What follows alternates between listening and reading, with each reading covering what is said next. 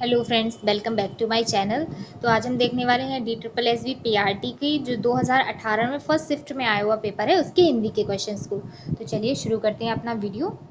तो हमारा यहाँ से जो है हिंदी का शुरू हो रहा है क्वेश्चंस। तो सबसे गद्यांश दिया गया है, शुरुआत में ही गद्यांश से रिलेटेड क्वेश्चन पूछे गए हैं। तो चलिए सबसे पहले इस गद्यांश को पूरा पढ़ते हैं। तो ये गद्यांश है कि रामचंद्र शुक्ल के निबंध पंडित महावीर प्रसाद द्विवेदी द्वारा संपादित सरस्वती में छपने लगे थे। उन्होंने निबंध में प्रस्तुत सूत्रों की उपमा पत्ते की नसों से दी थी जो परस्पर गुथी होती हैं। शुक्ल जी के अधिकांश प्रसिद्ध निबंध मनोविकारों पर हैं। उन्होंने भारतेंदु, प्रेमधन, फ्रेडरिक पिंकार्ड पर भी लिखा है, लेकिन वे या तो व्यक्तित्व कृतित्व का परिचय देने वाले हैं या संस्मरण या जीवनी परक।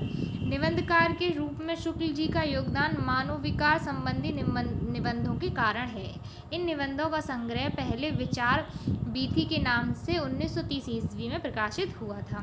बाद में चिंतामणि पहला भाग जो है इसका नाम से 1939 में परिवर्धित और संशोधित संस्करण प्रकाशित हुआ। ये था एक पूरा गद्यांश। चलिए देखते हैं इसके रिलेटेड क्वेश्चंस को। तो पहला क्वेश्चन है, गद्यांश में शुक्ल जी के किस रूप का उल्लेख है? तो शुक्ल जी हैं वो किस रूप में है? तो वो किस रूप में है? निबंधकार के रूप में। ठीक है ना। शुक्ल जी जो है निबंध, शुक्ल जी के निबंध जो इनके द्वारा संपादित किए गए तो निबंधों के रूप में, निबंधकार के रूप में ये हैं। तो चलिए इसका क्या हो जाएगा? ऑप्शन नंबर बी सही हो जाएगा। अगला प्रश्न देख लेते हैं। यहाँ पे ये वही दिया गया है पूरा पैराग्राफ। अब अगला प्रश्न है, सरस्वती के संपादक कौन थे? तो अभी बताया गया है पहली लाइन में महावीर प्रसाद द्विवेदी की सरस्वती में उनके निबंध आते थे, तो महावीर प्रसाद द्विवेदी की। अगला प्रश्न देख लेते हैं, चिंतामणि का पहला भाग कब प्रकाशित हुआ? तो वो हुआ था 1939 ईस्वी में। अगला प्रश्न है, शुक्ल जी के अधिकांश निबंध किससे संबंधित है? तो किससे संबंधित है? मनोविकार से संबंधित है अधिकांश निबंध।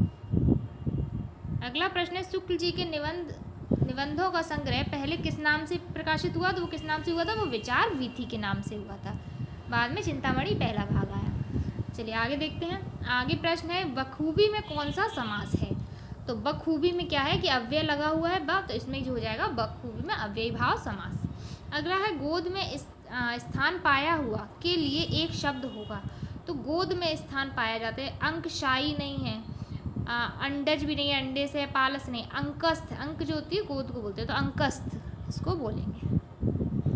आग्नेय में प्रत्यय है, तो प्रत्यय क्या है? जो शब्दों के पीछे लगते हैं, तो आग्नेय में क्या है? ए प्रत्यय है। ऑप्शन फर्स्ट जो है वो सही हो जाएगा। निम्न में से कौन सा शब्द वर्तनी की दृष्टि से शुद्ध है? तो आप देख लीजिए, पूर्णिमा किस तरीके से लिखा जाता है? इसमें बड़ी की मात्रा लगी, ये गलत है। यहाँ पे छोटे ऊ की मात्रा इस वजह से ही गलत है, तो ये जो ऑप्शन थर्ड वाला बिल्कुल सही हो जाएगा। पूर्णिमा एकदम ठीक लिखा है।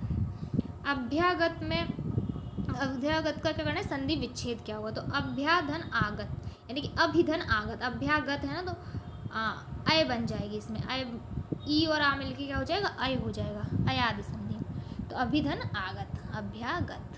अगला देख लेते हैं, नया किस प्रकार का विशेषण है? तो नया, पुराना, ये सब बता रहे हैं, तो क्या है? गुण की बात हो रही, तो गुणवाचक विशेषण है। अगला प्रश्न देख लेते हैं, निम्न में से कौन सा शब्द स्त्रीलिंग है? तो कौन सा शब्द स्त्रीलिंग है? हुंकार, हड़कंप मचाया, हुंकार भरी, तो हकीकत जानी बोलते ना, उसकी हकीकत सामने आई, हकीकत आई सामने, तो इसका मतलब है कि ये एक स्त्रीलिंग शब्द है। आगत का विलोम होगा, आगत का विलोम क्या हो जाएगा? अनागत। ऑप्शन नंबर थर्ड हमारा सही उत्तर हो जाएगा। अगला देख लेते हैं, धन से रहित जीवन व्यर्थ है, वाक्य में अशुद्ध अंश है।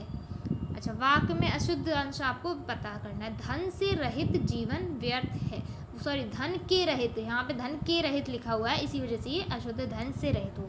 चलिए आगे देख लेते हैं, धन के रहित क्या होता है। अगला है, निम्न में तत्सम शब्द कौन सा है? तो तत्सम शब्द कौन सा है आपको बताना है। नेवला, नीम, नींबू, ये सब तद्भव शब्द है। लवण जो है एक तत्सम शब्द है। अगला है, निम्न में से कौन सा शब्द देशज है? तो देशा शब्द कौन सा है? अफसोस, अपील, ये आप देख लीजिए, अलग से उर्दू जैसा लग रहा है, तो इस तरीके के नहीं, जो तेंदुआ है वो देशा शब्द है। शीतलता किस प्रकार की संज्ञा है? शीतलता, तो इसके क्या है? ना तो जाति को बता रही है, ना व्यक्ति, ना पदार्थ को बता रही है, इसके भाव को बता रही है, शीतल है, तो शीतलता जो है भाववाचक संज्ञा है। ठीक है। संकल्प में उपसर्ग है तो जो आगे लगते हैं वो होते हैं उपसर्ग, और इसमें अंक की बिंदी यहाँ पे लगी हुई है, जहाँ अंक की लगा होता है ना अनुस्वार, इसको वो माँ में बदल जाता है। तो संकल्प में जो उपसर्ग है वो सम है। ऑप्शन नंबर 4 इसका सही उत्तर हो जाएगा। निम्न में कौन सा शब्द तद्भव है? तो तद्भव शब्द हो जाएगा हमारा ऑप्शन नंबर 3 तलवार, क्योंकि ये धृष्ट, स्थिर, ताम्र ये सारे तत्सम शब्द हैं। अगला प्रश्न देख लेते हैं। अनुपम का पर्याय नहीं है, तो अनुपम का कौन सा है जो पर्यायवाची नहीं है? तो अनुपम माने बहुत ही कुछ ऐसा कीमती सा, अनोखा, अपूर्व, अनूठा, ये सारे इसके क्या है पर्यायवाची। मनोहर जो है इसका पर्यायवाची नहीं है। तो ये थे हमारे सारे हिंदी के क्वेश्चंस, जो कि आगे आने वाली परीक्षा के लिए बहुत ज़्यादा इंपॉर्टेंट है, क्योंकि इसी में से क्वेश्चंस बार बार रिपीट होते हैं। तो आप ये वीडियो देखना बिल्कुल मत भूलिएगा, और अगर आपको वीडियो अच्छी लगी हो और आपके लिए हेल्पफुल रही हो तो वीडियो को लाइक कर दीजिएगा और चैनल को सब्सक्राइब कर दीजिएगा। Thank you for watching.